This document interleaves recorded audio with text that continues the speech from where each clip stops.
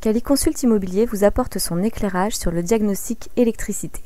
Partons ensemble à la découverte des caractéristiques de ce diagnostic. Tout d'abord, intéressons-nous à l'aspect réglementaire. À partir de quand et pour quel type de bien ce diagnostic est-il obligatoire? L'état des installations intérieures d'électricité dans les immeubles d'habitation entrera en vigueur à compter du 1er janvier 2009. Il sera alors obligatoire pour les installations intérieures de plus de 15 ans et devra être joint au dossier de diagnostic technique à fournir dans le cadre des transactions. Mais pour quelles raisons les pouvoirs publics ont-ils estimé nécessaire de rendre ce diagnostic obligatoire? Les chiffres parlent d'eux-mêmes.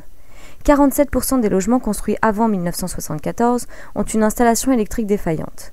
Défaillance causant chaque année en France 80 000 incendies et 4 000 électrisations graves. Il est donc ici question de santé et de sécurité publique. Attachons-nous maintenant aux caractéristiques plus techniques de ce diagnostic en débutant par les objectifs auxquels cet état doit répondre.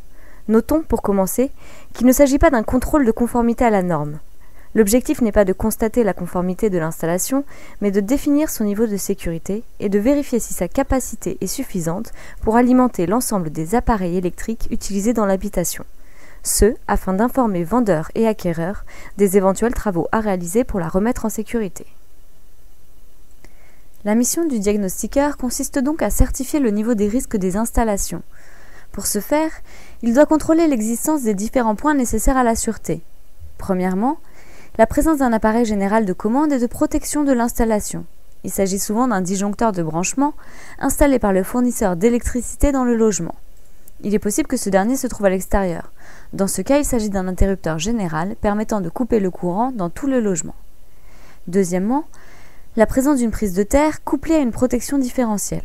La prise de terre écoule les courants de défaut vers la terre, alors que la protection différentielle contrôle ces courants de défaut et coupe l'alimentation lorsqu'ils deviennent dangereux. En l'absence d'un de ces deux dispositifs, il existe un risque d'électrocution.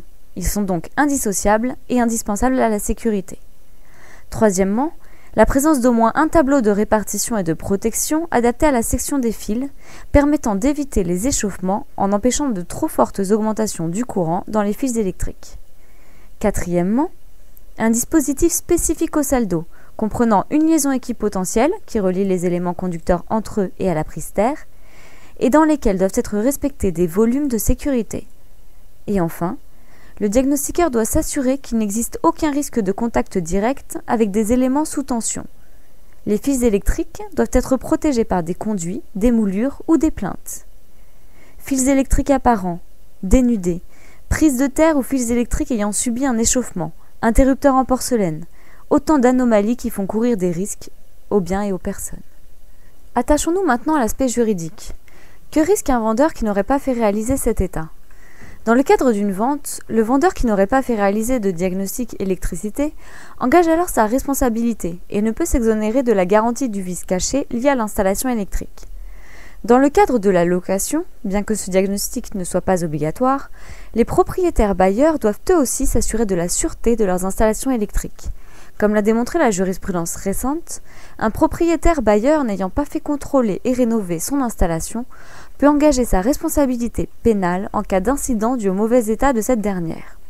En effet, dans l'affaire dite des pompiers de Neuilly, la propriétaire de la chambre de bonne dans laquelle un incendie s'étant déclenché suite à une défectuosité du système électrique avait coûté la vie à 5 pompiers, a été condamnée à 2 ans de prison avec sursis et 700 000 € de dommages et intérêts pour homicide involontaire. Il s'agit donc, même dans le cadre de la location, d'être vigilant. Et ensuite, une fois ce diagnostic effectué, si des anomalies sont mises en évidence, le propriétaire a-t-il l'obligation de réaliser des travaux? Non. Rappelons qu'il ne s'agit pas ici d'une mise en conformité. Le vendeur n'a aucune obligation légale de réaliser des travaux. Cet état permet simplement à l'acheteur d'être informé des anomalies existantes.